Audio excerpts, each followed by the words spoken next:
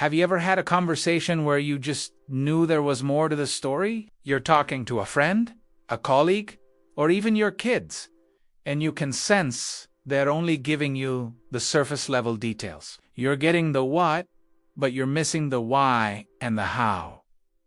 It's like reading the back cover of a book instead of the book itself. You get the gist, but you miss all the richness, the character development, and the plot twists. Today, we're diving deep into the art of conversation.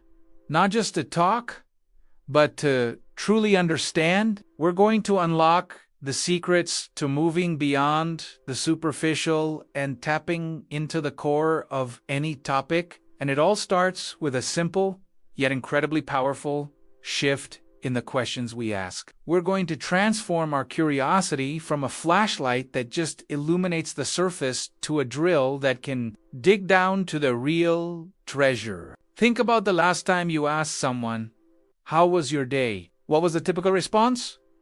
Good, fine, busy. Right? These are conversational dead ends. They shut the door instead of opening it. Now, what if you asked, "What was the most interesting part of your day?"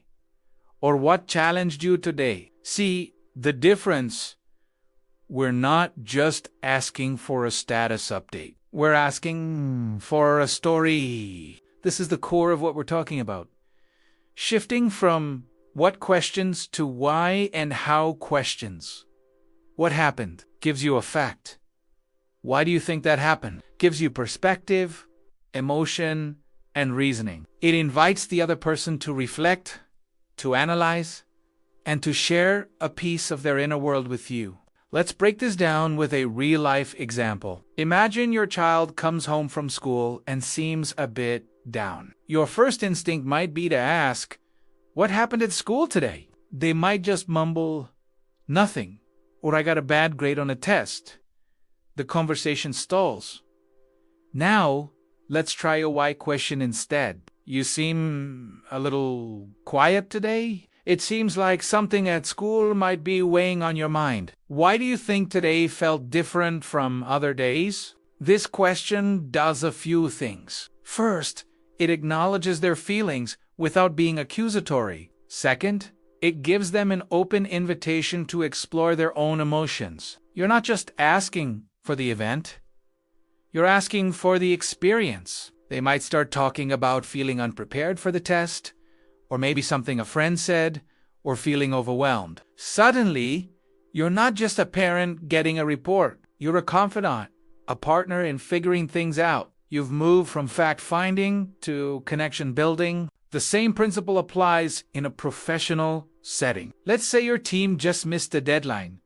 Asking what went wrong can put everyone on the defensive. It sounds like you're looking for someone to blame. People will give you the safest, most sanitized version of the events. But what if you asked, "How could we approach a similar project differently next time to ensure a better outcome?" Or "Why do we think our initial timeline was so challenging to meet?" These how and why questions foster a collaborative, problem-solving mindset. You're not looking for a scapegoat. You're looking for a solution. You're inviting your team to analyze the process, identify the real root causes, and contribute to future success. This simple shift in language transforms a potentially negative interrogation into a constructive and empowering discussion. It shows that you value their insight and trust their judgment, which is huge for team morale and innovation. It's about cultivating genuine curiosity. When we ask why and how, we're signaling that we're not just interested in the information, but in the person providing it. We're saying, "Your thoughts matter. Your perspective is valuable. Help me understand." This is the foundation of empathy and true connection. Let's try another scenario. You're catching up with a friend who just made a major life change, like quitting their job to start a new venture. The what question is, "What's the new company you're working for?" It's a fine question, but it's transactional. It keeps the conversation at a logistical level. Now, let's inject some why and how. You could ask, "That's a huge step. Why did this feel like the right moment for such a big change? This question goes straight to their motivation, their values, their hopes. Or you could ask, how did you find the courage to take that leap? I'm so inspired by that. This not only gets you a deeper story, but also validates their bravery and makes them feel seen and admired. You're no longer just exchanging information. You're sharing in their journey. You're connecting on a human level, exploring themes of courage, risk, and passion. This isn't about being a therapist or prying into people's lives. It's about being a better listener and a more engaged conversationalist. The beauty of why and how is that they are open. They can't be answered with a simple yes or no. They require thought. They invite storytelling. And in those stories, we find the real substance of life. Let's apply this to how we consume information. 2. When you read a news headline, don't just ask what happened. Ask yourself, why is this story being told now? How might different people be affected by this event? What are the underlying systems that led to this situation? This practice moves you from being a passive consumer of information to an active, critical thinker. You start to see the world not as a series of disconnected events, but as a complex web of causes and effects, motivations, and consequences. This shift in questioning can fundamentally change your relationships, your career, and your own understanding of the world. It's a skill, and like any skill, it takes practice.